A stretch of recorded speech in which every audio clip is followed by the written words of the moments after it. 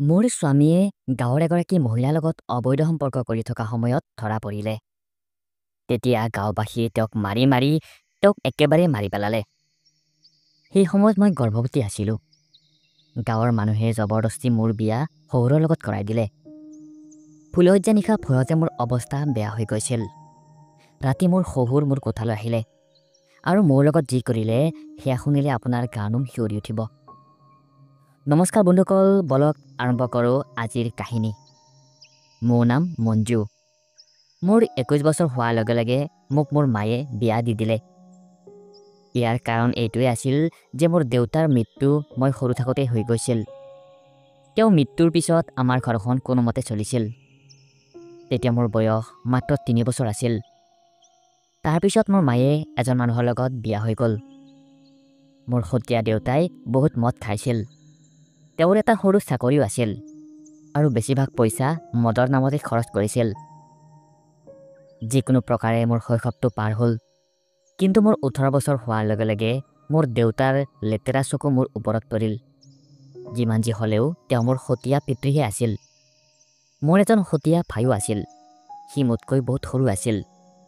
আমাৰ ঘৰটো এটা কোঠাৰে আছিল। সেয়ে বাধ্য হৈ মই সকলোৰে লগত থ'বলৈ লাগিছিল। মোৰ মায়ে জানিছিল যে মোৰ সতীয়া দেউতাই মোৰ ওপৰত বেয়া চকু দিয়ে। তেওঁ মোক তেওঁৰ পৰা বচাই ৰাখিবলৈ চেষ্টা কৰিছিল।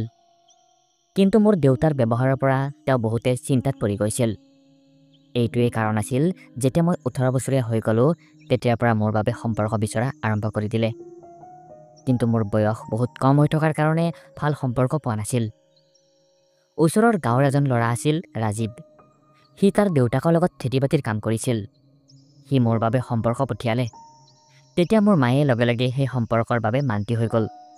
কমেও ৰাজীৱৰ লগত টকাৰ অভাৱ নাছিল। মোৰ মায়ে তাৰ বিষয়ে বিশেষ একো গম নোপোৱাকৈয়ে মোক বিয়া দিবলৈ সাজু হৈ গ'ল।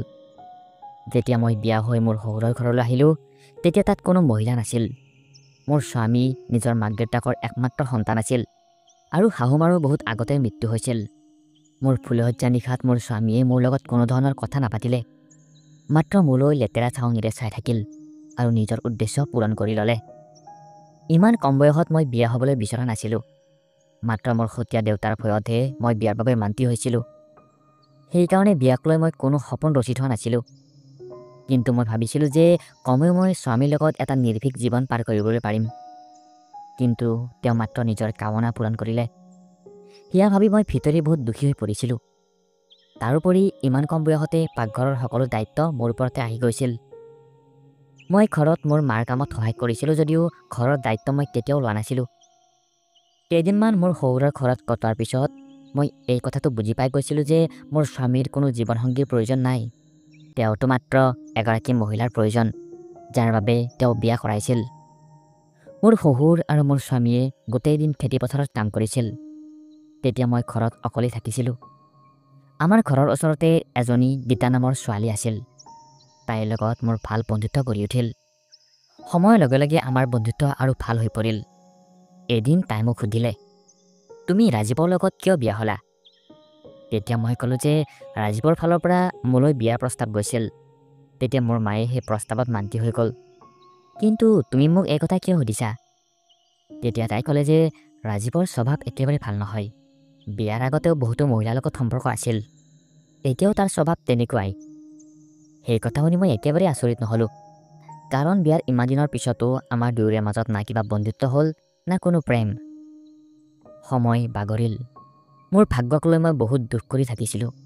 যদি মোৰ এখন ভাল ঘৰত বিয়া হ'লহেঁতেন আৰু কোনো এজন এনেকুৱা স্বামী পালোহেঁতেন যিয়ে মোক মৰম কৰে। বিয়াৰ 2 বছৰ পিছত মই গম পালোঁ যে মই গৰ্ভৱতী হ'লোঁ। এই খবৰ মই মোৰ স্বামীক দিলোঁ। প্ৰতিগৰাকী স্বামীয়ে এই খবৰ শুনি কিমান যে সুখী হৈ পৰে। কিন্তু মোৰ স্বামীৰ মুখমণ্ডলত সুখৰ কোনো ভাৱ দেখা নাপালোঁ। মোৰ স্বামীৰ মাত্ৰ নাৰীক লৈ মতলব, সন্তানক লৈ কোনো মতলব নাই। সেয়া ভাবি মোৰ চকুৰ পৰা চকু পানী বৈ আহিল। যেতিয়া মোৰ 5 মাহ চলি আছিল তেতিয়া হঠাতে মোৰ বান্ধৱী গীতা মোৰ ওচৰলৈ আহিলে। তাই মোক ক'লে যে গাঁৱৰ বজাৰলৈ ব'লা। কোনোবাই মোৰ শহুৰকো মাত লগালে। আমি দৌৰা দৌৰিকৈ বজাৰলৈ গ'লোঁ। তাৰ দৃশ্য দেখি ভয়তে মোৰ আত্মা কঁপি উঠিল। মোৰ চকুৰ সন্মুখত যেন আন্ধাৰে আৱৰি ধৰিলে। এটা মানুহৰ জুম আছিল আৰু তেওঁলোকে কাৰোবাক মাৰি আছিল। মই আৰু মোৰ শহুৰ যোৱাৰ পিছত তেওঁলোকে পিছুৱাই গ'ল। তাত তেজেৰে লুতুৰি পুতুৰি হৈ মোৰ স্বামী পৰি আছিল। আচলতে তেওঁ এনেকুৱা কি কৰিছিল যে গাঁৱৰ মানুহে তেওঁক ইমান মাৰপিট কৰিলে? মোৰ মগজুত হাজাৰটা প্ৰশ্ন আহিবলৈ ধৰিলে, কিন্তু মই একো বুজি পোৱা নাছিলোঁ। মোৰ হাত ভৰি ঠাণ্ডা পৰি গ'ল। মোৰ শহুৰে নিজৰ বন্ধুৰ লগত মিলি এখন অটো বন্দবস্ত কৰিলে আৰু তেওঁক চিধাই চহৰৰ এখন হস্পিটেললৈ লৈ গ'ল। আমাৰ গাঁৱৰ মেডিকেলত চাগে তেওঁৰ চিকিৎসা সম্ভৱ নাছিল। হস্পিটেল পোৱাৰ পিছত মোৰ স্বামীক ইমাৰ্জেঞ্চিত ভৰ্তি কৰা হ'ল। কিন্তু কেইঘণ্টামানৰ ভিতৰতে মোৰ স্বামীৰ মৃত্যু হৈ গ'ল আৰু পুলিচো আহি পালে। মোৰ এনেকুৱা লাগি গৈছিল যেন এটা মুহূৰ্তৰ ভিতৰতে মোৰ চকুৰ সন্মুখত কি হৈ গ'ল মই একো ধৰিবই নোৱাৰিলোঁ। মোৰ মূৰত আকাশ খহি পৰিছিল। মই বিধৱা হৈ গৈছিলোঁ। এতিয়া মই আকৌ মাৰ ঘৰলৈ উভতিও যাবলৈ নোৱাৰোঁ। মোৰ স্বামী যেনেকুৱা হ'লেও কমেও তেওঁ মোৰ এটা সাৰথি আছিল। কিন্তু তাততো মোৰ ভোকাতুৰ পিতৃয়ে কোনো বাঘৰ দৰেকৈ বহি আছে আৰু মোৰ অৱস্থা কোনো হৰিণাৰ পোৱালিৰ দৰে হ'ব। মই মাত্ৰ ৪ৰ্থ শ্ৰেণীলৈকেহে পঢ়িছিলোঁ। ঘৰৰ অৱস্থা এনেকুৱা আছিল যে তেওঁলোকে মোক পঢ়াবলৈ পাৰিব। ৪ৰ্থ শ্ৰেণীৰ পিছত মই স্কুললৈ যাবলৈ এৰি দিছিলোঁ আৰু ঘৰতে মাক সহায় কৰিছিলোঁ। মই অলপ শিক্ষিত হ'লেও কোনো কাম বিচাৰিবলৈ পাৰিলোহেঁতেন। এই গৰ্ভৱতী অৱস্থাত এতিয়া মোৰ সংগ কোনে দিব? এতিয়া মই কান্দিবলৈ ধৰিলোঁ। কান্দি কান্দি মই মোৰ গাঁৱত উপস্থিত হ'লোঁ। যেতিয়া মই মোৰ মাৰ আগত সকলো কথা ক'লোঁ, তেতিয়া মায়ে ক'লে, মাজনী, এতিয়া তই ঘৰলৈ উভতি নাহিবি। তোৰ শহুৰৰ ঘৰতে থাক। তইতো জানই ন আমাৰ ঘৰৰ পৰিস্থিতি কেনেকুৱা। তই তাত একেবাৰে সুৰক্ষিত নহয়। তাৰ পিছৰ কিছুদিনলৈকে মোৰ অৱস্থা একেবাৰে বেয়া হৈ গ'ল। মোৰ বান্ধৱী গীতাই কৈছিলে যে মোৰ স্বামীয়ে কোনো মহিলাৰ লগত বজাৰৰ মাজত বেয়া ব্যৱহাৰ কৰিছিল আৰু কিবা বেয়া কাম কৰিবলৈও চেষ্টা কৰিছিল। সেই মহিলাজনী হুলস্থুল লগাৰ পিছত মানুহৰ ভিৰ জমা হৈ গ'ল। তাই কৈছিল যে গাঁওবাসী তোমাৰ স্বামীৰ কাণ্ডবিলাকৰ পৰা আগৰে পৰাই অশান্তি পাই আছিল। সেইকাৰণে তেওঁলোকে খঙতে তেওঁক এনেকৈ মাৰিলে যে তেওঁৰ প্ৰাণেই গুচি গ'ল। মোৰ স্বামীৰ মৃত্যুৰ সকলো ৰীতি নীতি শেষ হোৱাৰ পিছত পঞ্চায়তত এখন মিটিং বহিলে, য'ত মোক আৰু মোৰ শহুৰক মাতিছিল। মোৰ অলপ ভয়ো লাগিছিল যে এনেকুৱা কি মিটিং বহিলে। মোৰ ওচৰত একো বাকী নাছিল। মাত্ৰ মোৰ ভাগ্য ইমানখিনি ভাল আছিল যে মোৰ শহুৰে এতিয়ালৈকে ঘৰৰ পৰা উলিয়াই দিয়া নাছিল।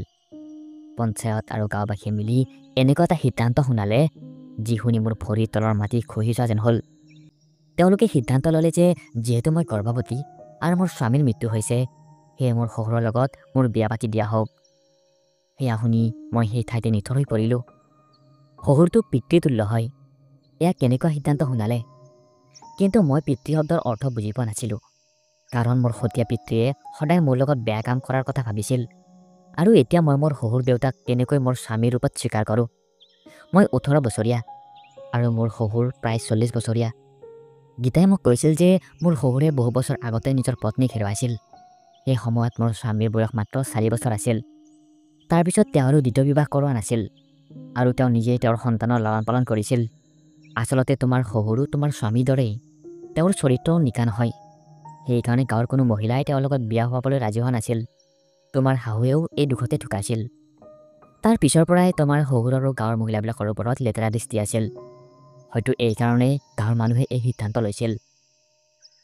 মই একো বুজি পোৱা নাছিলোঁ যে মই কি কৰোঁ। না মই মোৰ মাৰ ঘৰলৈ যাবলৈ পাৰিছিলোঁ, না মোৰ শহুৰৰ লগত বিয়া হ'বলৈ বিচাৰিছিলোঁ, আৰু না মই ক'ৰবালৈ পলাবলৈ পাৰোঁ। মোৰ পৰিস্থিতি একেবাৰে বেয়া আছিল। মই মোৰ মাক এই সকলোবিলাক কথা ক'লোঁ। মোৰ মায়ে ক'লে, মাজনী, তোৰ ওচৰত আৰু কোনো বেলেগ ৰাস্তা নাই। তই এতিয়া এয়াই তোৰ ভাগ্য বুলি মানি ল'বলৈ লাগিব। মই ফোনত বহুত কান্দি আছিলোঁ। এনেকুৱা নাছিলে যে মোৰ মায়ে মোৰ কথা বুজি পোৱা নাছিল। তেওঁ ভালকৈয়ে জানিছিল যে মোৰ মাৰ ঘৰত মোৰ বাবে বিপদ লুকাই আছে। মোৰ মায়ে মোৰ বাবে বহুতো সম্পৰ্ক বিচাৰিছিল। তেওঁ এই কথাটোৰ ধ্যান ৰাখিছিল যে কোনো বেছি দুখীয়া মানুহৰ ঘৰত যাতে মোৰ বিয়া নহয়।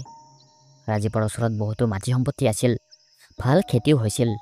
তেওঁ ভাবিছিল যে তেওঁৰ ছোৱালীৰ জীৱনত তেতিয়াও টকা পইচাৰ অভাৱ নহয়। সেয়া দেখি তেওঁ মোক ৰাজীৱৰ লগত বিয়া দিছিল। তেওঁ এই কথাটো একেবাৰে জনা নাছিল যে ৰাজীৱৰ স্বভাৱ চৰিত্ৰ ইমান বেয়া হ'ব। মোৰ মা এতিয়া এগৰাকী নিৰুপায় অসহায় মা হৈ ৰৈ গৈছিল। তেওঁ তেওঁৰ জীৱনত এনেকুৱা দিনো দেখিছে যেতিয়া তেওঁৰ আৰু মোৰ খাবলৈ এটা চাউলৰ কণো নাছিল। তেতিয়া তেওঁ মোক খুৱাবলৈ মানুহৰ ঘৰে ঘৰে ভিক্ষাও বিচাৰিছিল। তেওঁৰ হাতত বিয়া হোৱাৰ বাহিৰে আৰু বেলেগ ৰাস্তা নাছিল, আৰু মোৰ হাততো শহুৰৰ লগত বিয়া হোৱাৰ বাহিৰে আৰু বেলেগ ৰাস্তা নাছিল, কাৰণ পঞ্চায়ত আৰু গাঁৱৰ মানুহৰ এই সিদ্ধান্ত আছিল। যেতিয়াৰ পৰা গাঁওবাসী আৰু পঞ্চায়তে এই সিদ্ধান্ত শুনাইছিল, তেতিয়াৰ পৰা মোৰ শহুৰে মোৰ ওচৰে পাজৰে থাকিবলৈ ধৰিলে।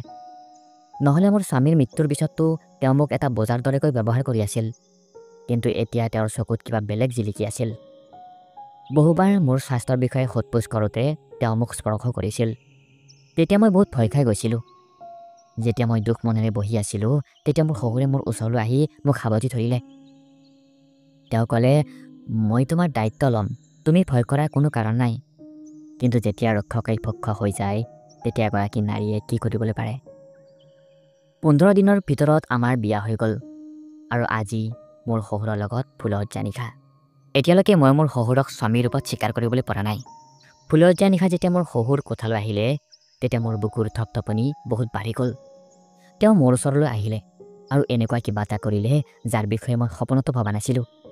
তেওঁ মোৰ হাতত ধৰিলে আৰু কান্দিবলৈ ধৰিলে আৰু তেওঁৰ জীৱনৰ সকলো কাহিনী শুনালে। ইমান কথাটো মোৰ স্বামীয়েও মোৰ লগত কেতিয়াও পতা নাছিল। তেওঁ ক'লে যে তেওঁ বহু বছৰৰ পৰা অকলে আছে আৰু এগৰাকী জীৱনসংগীৰ সকলো পুৰুষ মহিলাৰে প্ৰয়োজন হয়। যেতিয়া পঞ্চায়তে তোমাৰ বিয়া মোৰ লগত পাতি দিয়াৰ সিদ্ধান্ত ল'লে, তেতিয়া মই সেই সময়তে তোমাক মোৰ পত্নীৰ মান্যতা দিলোঁ। মই জানো যে মই তোমাৰ শহুৰ আৰু মোক তোমাৰ স্বামীৰ ৰূপত স্বীকাৰ কৰিবলৈ তোমাৰ বহুত কঠিন হ'ব। লগতে মই এয়াও জানো যে মোৰ ল'ৰা এটা চৰিত্ৰহীন আছিল। সি তোমাক কেতিয়াও সেই মৰম নাই দিয়া যি তুমি বিচাৰিছিলা। কিন্তু মই তোমাক কথা দিছোঁ যে মই তোমাক সেই মৰম দিম। তোমাৰ ইচ্ছা অবিহনে মই তোমাৰ লগত কেতিয়াও একো ভুল কাম নকৰোঁ। সময় এনেকৈয়ে বাগৰি গৈ থাকিল আৰু মই এজনী কন্যা সন্তান জন্ম দিলোঁ। মোৰ শহুৰ যি এতিয়া মোৰ স্বামী, তেওঁ কেতিয়াও কোনো খৰখেদা নকৰিলে। তেওঁ লাহে লাহে মোৰ অন্তৰত তেওঁৰ বাবে ঠাই বনালে। মই দেখিলোঁ যে তেওঁ মোৰ প্ৰতিটো সুখ দুখতে মোৰ লগত থিয় হৈ আছে। তেতিয়া ময়ো তেওঁক মোৰ স্বামীৰ মান্যতা দিলোঁ। তেওঁ মাত্ৰ তেওঁৰ কামনা পূৰণ কৰিবলৈ মোক বিয়া কৰোৱা নাছিল। তেওঁ সঁচাকৈয়ে ভিতৰি বহুত অকলশৰীয়া হৈ আছিল আৰু তেওঁৰ এগৰাকী জীৱনসংগীৰ প্ৰয়োজন আছিল। বহু বছৰ আমি একেলগে থাকিলোঁ আৰু আমাৰ 2টা সন্তানো হ'ল। যি শহুৰক মই মোৰ স্বামীৰ ৰূপত স্বীকাৰ কৰিবলৈ বিচৰা নাছিলোঁ, লাহে লাহে মোৰ তেওঁৰ প্ৰতি প্ৰেম জাগিবলৈ ধৰিলে আৰু মই বাকী জীৱন আনন্দৰ মাজেৰে পাৰ কৰিলোঁ। বন্ধুসকল, যদি কাহিনীটো শুনি ভাল পালে লাইক কৰি সকলোকে শ্বেয়াৰ কৰিব আৰু চেনেলটো ছাবস্ক্ৰাইব কৰি দিব। ধন্যবাদ।